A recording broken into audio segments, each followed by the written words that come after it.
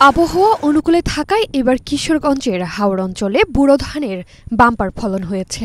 হাওরের বুকে যতদূর চোখ যায় বিস্তৃত জলাভূমিতে ঢেউ খেলছে সোনালী ফসল। ধানের মিষ্টি গন্ধে উমতাল হাওরের বাতাস, কৃষকদের চোখে মুখে খুশির ঝলক। হাওরে এখন পর্যন্ত পানি না আসায় স্বস্তিতে ধান কাটছেন কৃষকেরা।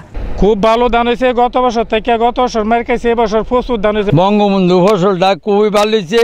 ধান বেচতেছে আপনার এই 940 টাকা দর। এই হারভেস্টার মেশিনে ধান কাটতে আমাদের পাবলিকের কৃষকের অনেক সুবিধা আছে। এই হারভেস্টার মেশিন দিয়ে আমরা যখন তখন খাইটা নিতে পারি, লুই দেয় বা শুকাল তার বসে গেমার দিন তো বিশ্বাস নাই। স্থানীয় কৃষি বিভাগ বলছে কৃষকদের ধান কাটার সুবিধার্থে 700 কম্বাইন্ড হারভেস্টার ও 135টি রিপার সরবরাহ করা হয়েছে।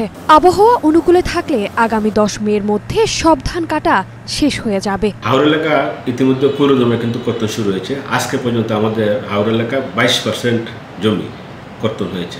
কৃষকরা যাতে সহজে ধান কর্তন করতে পারে এই জন্য আমরা কৃষি বিভাগের পক্ষ থেকে 700 কম্বাইন্ড হারভেস্টার 135টি রিপার কৃষকদের মাঝে ভর্তুকির আওতায় সরবরাহ করা হয়েছে। শ্রমিক দ্বারা এবং এই যন্ত্র দ্বারা কৃষকরা ধান কর্তন করতেছে। চলতি বছর কিশোরগঞ্জে 1,67,150 হেক্টর জমিতে বুড়ো ধানের আবাদ করা হয়েছে, যার মধ্যে শুধু হাওরেই চাষ করা হয়েছে 1,03,620 হেক্টর জমি। অনুকৃতি আদিত্য, এশিয়ান টেলিভিশন।